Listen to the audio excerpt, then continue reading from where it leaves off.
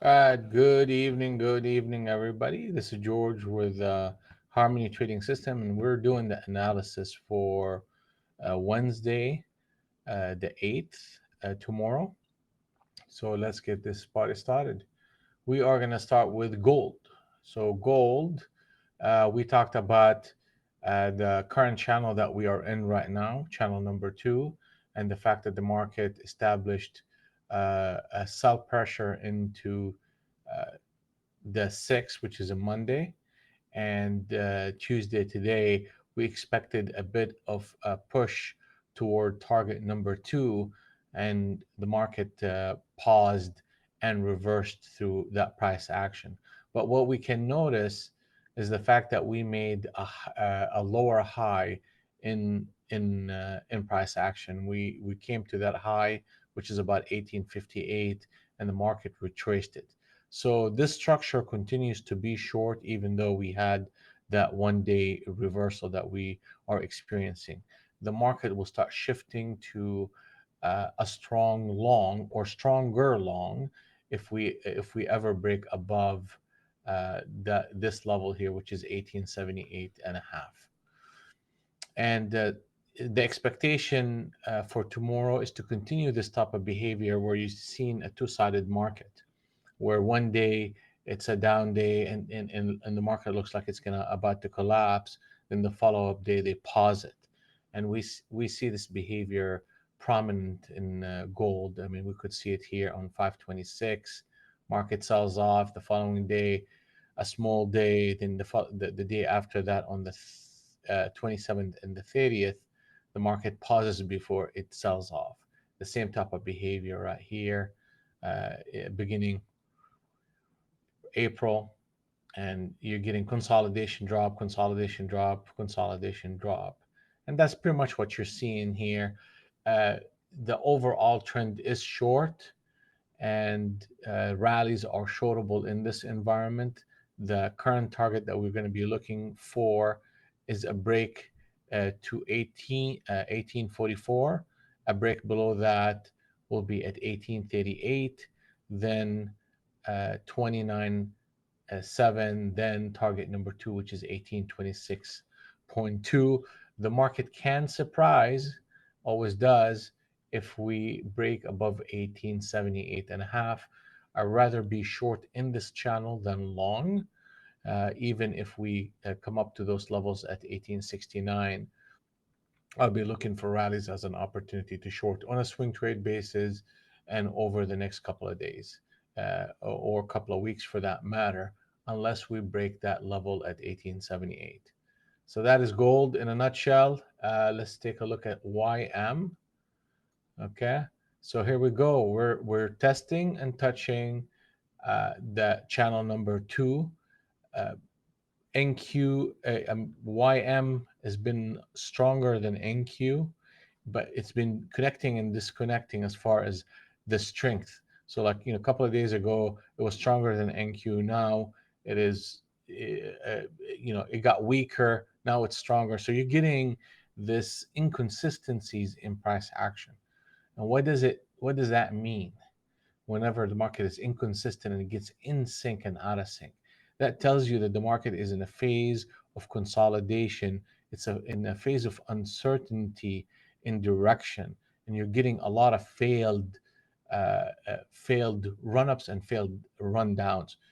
And the market is in such a tight range that this is where scalping and day trading can be a bit more profitable than trying to trend trade, because really ultimately there's not much of a trend going on right now.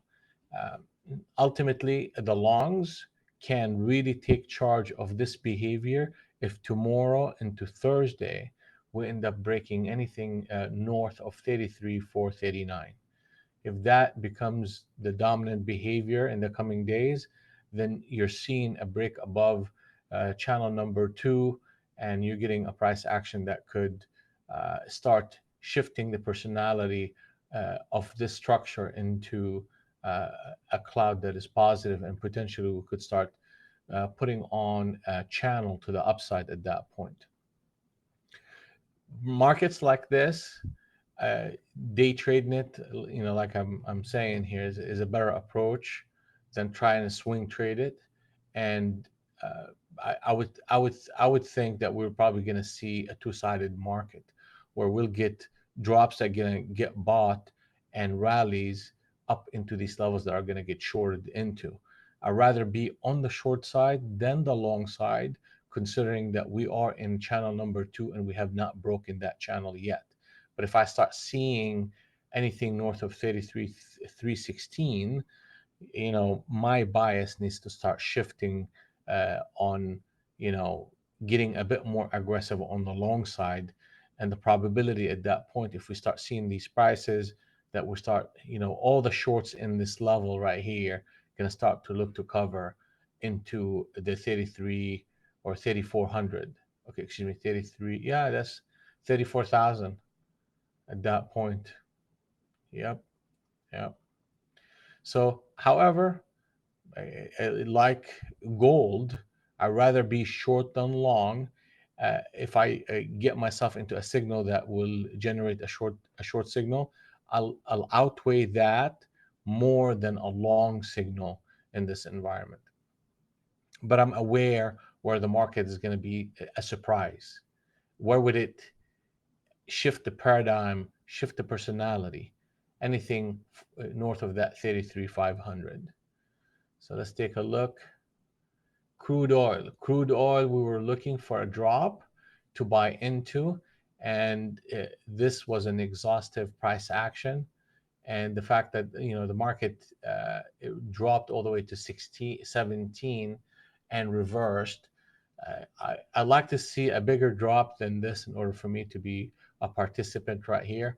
If I'm long in it from earlier position, I would be looking to sell a little bit around these levels into 123 and look for a pullback into the transitional zone in order to reload on that position. And you can see when the market is in a trending mode in crude oil, it comes down to this transitional zone, comes up, hits it and reverses, hits it and reverse. Then that was the last one. Came in here and reversed, broke, consolidated around the trend line and reversed. It just keeps being consistent behavior. So if we come back down to that level again, that would be a better spot to get long. I hope they provide us with that opportunity, but if they don't, then I'm just going to have to leave crude oil alone till I get more of a premium setup than trying to go long here when it's extended, or trying to short prematurely in a market that is, exhibits long tendencies in a geopolitical environment that is very tough for any short seller in crude oil. So that's what we're looking at here. But as far as the prices, if we can get a price into the 116.89, if we can get a price into 115, and the premium entry would be anywhere in the 13 half intraday for a bounce against that 112.58. So this is a trending market and it's a long market, but we're looking for pullbacks as a buying opportunity, and rather not get cute with this market and try to short it when the environment is not conducive for it yet. Now, if they put on like, something that looks like this, where it's just a 1 day bearish engulfing mode, then you could take that as an opportunity to go and short the following day, because you typically get that the inflow and outflow of money is not a 1 day event, especially when the market makes a significant move. You typically get a follow through the following day. So if they do that, then that will give me at least a range in which I can go short into and then measure my risk against, and I can, manage that trade a little bit better than trying to get short right here when the market is still not showing me that sign yet. Okay, so let's see here. ES, I mean, when you're talking about YM, ES, NQ, you're pretty much talking about the same instrument in a way. A lot of times they're in sync and out of sync.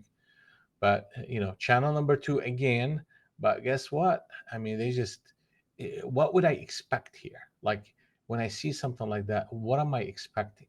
I'm expecting something that looks like this, where the market, just up one day, down one day, up one day, down the second day. Typically, it's such a capping and consolidative behavior. It resolves itself in the direction of the overwhelming trend that exists. And the overwhelming trend that exists right now is a short market. We are knocking on the door of channel number two here. And if we start breaking anything above 4202, uh, this is going to generate momentum. And there's a lot of stops sitting up on those levels. And we're going to see something that's going to start to pick up a bid in this market. And I'm not going to buy into any idea that tells me I need to be strictly long, strictly short. I just have to read the price action in a way where I understand my expectation and how the market can surprise me, and where most people would be wrong in reading this price action. They would be wrong reading this price action if we start breaking above 4202 and they are still short, because now you're testing 4250. Then they will start running the stops around 4300, and you start looking at 4400 at that point, and the cloud will shift. Then pullbacks become buyable, and the personality of the market will shift. That's how they will surprise a lot of the shorts that are sitting here and accumulating shorts in this consolidative market. They will surprise them that way. I rather be on the short side again than the long side, and I will outweigh my position on the short side versus the long side. So, what does that mean? Like if I'm gonna go, um, you know, 5 contracts short on ES or NQ or any of these instruments, then the long side, if I pick up a long trade, it's going to be 1 contract or 2 contracts max.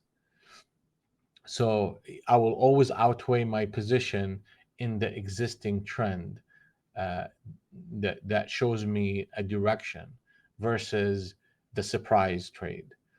Okay, so anything above that, 42.22, we're not necessarily gonna. I'll start taking longs. It's not gonna be anything aggressive though. All right. So how is price action is lined up tomorrow? So far, Globex is an inside day. The high and the low of this session, the Globex session, is within the high and the low of the prior day. What does that mean? That means that it's indecisive. We need more information out of this market, and we could see a range during the night that could reach 4,200.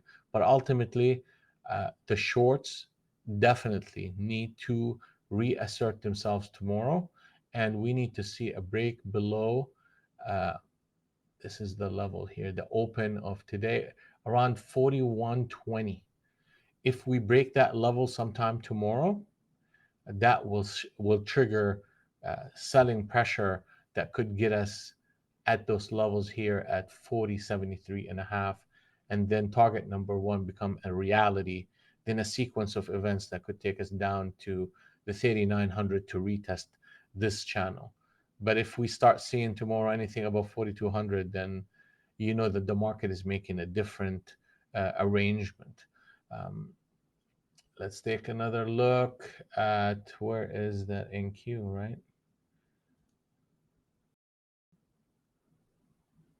All right, well, let's take a look at the NQ. We'll look at it from the 200 NT perspective.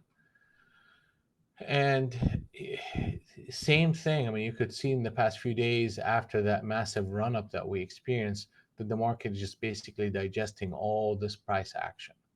Okay. But there was a surprise today. Surprise in the fact that the market reached out and hit this level here at 12,582, came back and gave us uh, a one candle reversal on the 200, and the expectation is to see a break below 12,500 and a push lower to 12,400, and that did not happen. The market reversed channel number one, ran up, established channel number two, and into the close came out and broke it. All that behavior on the 200 into Rinko is bullish, and now they shifted the cloud to a positive cloud. So what I'm going to be looking for tomorrow is potentially a break above 12,800. If we break above that, we're going to get momentum that could take us all the way up to 13,000. Okay, so that is one of those markets that right now and currently in consolidation, and it's given us it gave us that the impression of a breakdown and reversed and rolled over everybody in that range, and now they are breaking above the channel number two, and that can lead us to target number one, 12,740. Target number two is 861. Then target number three is 981.75 on robust price action. So it a two this is a two-sided market, and we talked about that. What does a two-sided market does is going to give us the impression of a breakout and then fade it.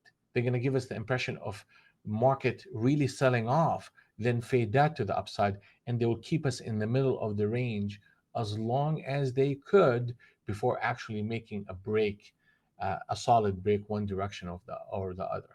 I mean, what would a solid break look like? Anything above 13,000, but that's just a whole lot of distance away, about 250 points on NASDAQ. It can happen in a single day, in a single morning, if the market wants to. Okay, so I mean, you look at this behavior and look what the reversal behavior looked like. The market really looked like it's going to go to the moon, and boom, it's a rug pull at that point. So for tomorrow price action, I'm gonna use the 200 NT Rinko to guide me.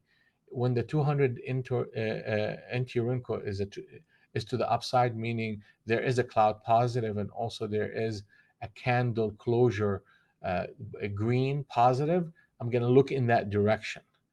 And when the market gives us a candle lower, meaning this candle reversed, and it's within the channel and the cloud is short, I'm going to get aggressive on the short side as well. So I'm going to be nimble and fairly um, conscious of the fact that the market is tricky in these type of ranges that we're seeing in this market, where really not a dominant force is taking over. They're just giving you the impression of a market going in one direction or another. Okay, but if we pull back in this and then come to this area at 619 and then reverse the market with a one candle reversal on the 200, that is a beautiful long and a retest of channel number two, and that establishes channel number one on the upside. Then the target would be at 740. So that would be an entry point at 650, but it's not just the price getting there. The price needs to come there and reverse, showing buyer interest before we decide that this is an entry point for us to go in and trade. All right, so let's take a look at the news, and we've been talking about the news calendar in the past, in the prior market analysis. And Tuesday we had Yellen speak, and that was a market mover. Wednesday, tomorrow, we have our crude oil inventory, so we're going to be watching that for the crude oil future contract CL at 9:30 Central. Beyond that, really not a lot of headlines that could be a market mover. The Thursday and Friday we talked about the unemployment claims along with CPI, core CPI. I think Friday will be more, and that's unemployment for Canada. But beyond that, really unemployment claims on Thursday and core CPI, CPI on Friday. Okay. And that's the analysis for tomorrow, Wednesday. Um, we're just going to keep doing what we're doing. Today, we ended up making 3 decisions in our trading, and we did not add to them. And those 3 decisions ended up making us 834, and I think we're up since the beginning of the month. Let's see here if we can show that.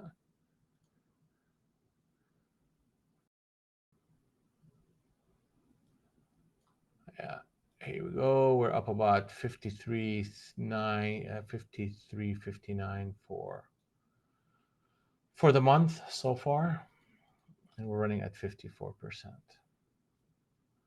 So that's that. And just remember, precision is a decision, and always trade in harmony.